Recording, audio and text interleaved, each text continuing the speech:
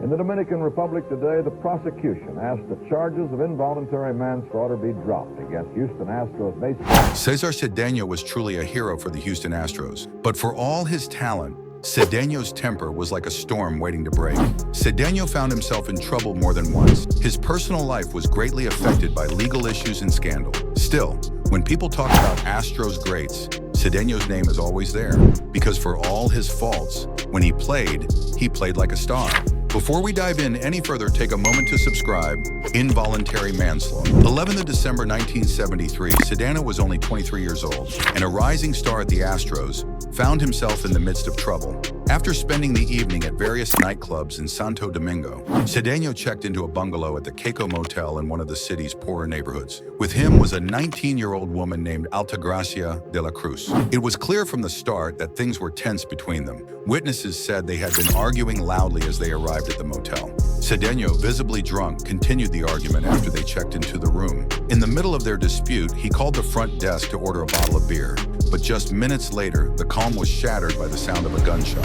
An employee at the motel heard the shot, and moments later saw Cedeno speed away in his car. On his way out, Cedeno reportedly shouted to a staff member that there was a dead woman in his room. The following morning at 10 a.m., Cedeno was taken into custody by the Santo Domingo police for questioning. His parents, friends, and a crowd of curious onlookers gathered at the station as rumors about what had happened swirled. A police colonel who requested anonymity told the media that Cedeno had accidentally fired the Smith & Wesson .38 revolver he had been carrying, claiming it had gone off as he tried to take it away from De La Cruz, who had been curious about the weapon. Adding to the intrigue was the fact that just 2 nights earlier, Cedeno had been involved in another incident with police. He had accused 2 women, allegedly prostitutes, of stealing $5,000 worth of jewelry from him. He was reportedly still angry that this event had been reported in the local press, further complicating his situation. On New Year's Eve, Judge Socrates Diaz reduced the charges against Cedeno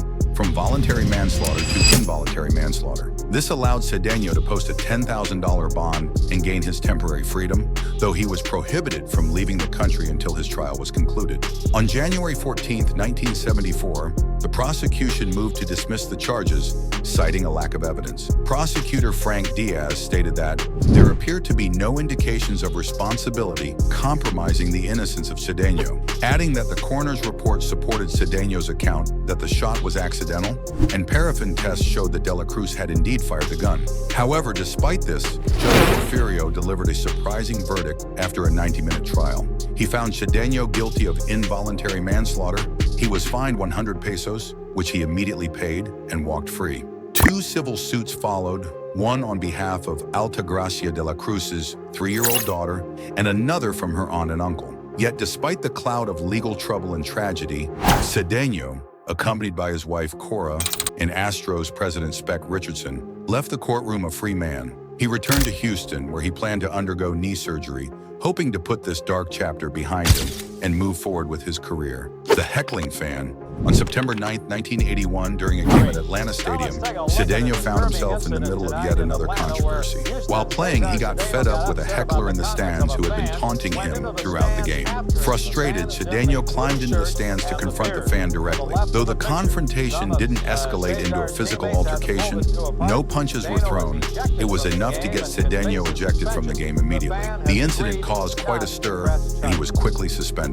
2 days later, on September 11th, National League President Chub Feeney issued a $5,000 fine to Cedeno for his actions. However, Cedeno avoided further suspension. Feeney explained that because Cedeno apologized both over the phone and in writing to the fan, these apologies were considered mitigating circumstances. Though the situation was heated, Cedeno's willingness to make amends helped soften the consequences, and the issue was put to rest. Still, it was another example of how Cedeno's temper could get the better of him, even when the stakes were high.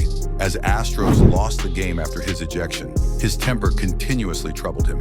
It was in the early hours of the morning in southwest Houston. Cedeno had been arguing with his new girlfriend, Pamela Lamont, while driving his Mercedes when things took a dangerous turn. Distracted by the argument, he lost control of the car and crashed into a tree. It was around 2:25 a.m. when the police arrived at the scene and arrested Cedeno for driving under the influence. What happened next only made things worse. As the officers tried to place him in the back of the squad car, Cedeno became combative. According to police Sergeant J.C. Mosier, Cedeno attempted to kick out the windows of the police car, forcing officers to bind his legs to keep him under control. At the station, things didn't calm down. In fact, Cedeno was so unruly that the police couldn't even videotape him, which was the usual procedure for DUI suspects at the time. When questioned by police, Cedeno admitted that he had been arguing with Lamont before losing control of the car. Thankfully, neither he nor Lamont was hurt in the crash, and she wasn't arrested. Cedeno, however, had to post an $800 bond to be released. The consequences didn't end there. Cedeno was later fined $400 and is sentenced to 2 years of probation. On top of that, he was ordered to pay $7,000 in property damage to the homeowners where the crash occurred. Poor Pam Lamont. His girlfriend became a constant target of his violent altercation. According to Lamont, Cedeno became pretty abusive after getting drunk. In the late 1980s, one night at a bar in Nassau Bay when a man accidentally bumped into him. Instead of brushing it off, Cedeno reacted violently, smashing a glass into the man's face. This outburst led to his arrest for assault, and he was set to stand trial for the charges in just a month. But before that trial could even take place, things got worse. On May 27, 1988, Cedeno was arrested again, this time for assault, causing bodily injury, and resisting arrest. The victim was none other than Lamont. By then, she was described as his girlfriend and the mother of his child. The couple had a 4-month-old daughter together, and it appeared that tensions over the custody of their child had boiled over. That morning, around 4:30 a.m., Cedeno, reportedly drunk and angry, showed up at Lamont's house in Webster. According to Officer Ishu, Cedeno became violent, slapping Lamont during the argument. In a panic, Lamont ran outside with their baby, trying to escape the situation. But Cedeno managed to take the baby from her and drove off in his car. When the police arrived, it wasn't easy to get Cedeno under control.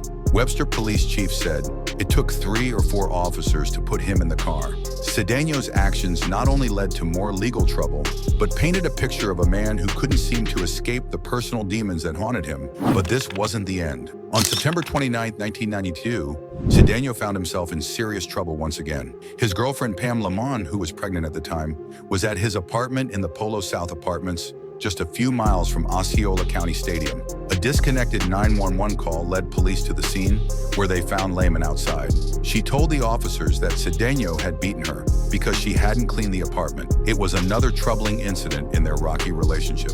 When the officers tried to arrest Cedeno, things quickly escalated. Instead of cooperating, Cedeno fought back, grabbing one of the officers' nightsticks and attacking them with it. What started as a domestic issue turned into a violent confrontation with law enforcement. Cedeno was eventually subdued and taken into custody, but not without a fight. He was charged with aggravated battery, resisting arrest with violence, and battery on a law enforcement officer. He was released after posting a $2,500 bail, but notably, he wasn't charged with domestic battery, despite the accusations from Lamont. When asked why, police spokesman Sergeant Keith Rex couldn't provide a clear answer. Assistant State Attorney Joseph Misitich commented that domestic battery charges are usually filed quickly to prevent the defendant from being released, which made the situation all the more confusing. Despite his off-the-field woes, he was a star on field. Cedeno's journey to baseball stardom began when he was signed as an amateur free agent by the Houston Astros in 1967. At just 19 years old, he made his major league debut on June 20th,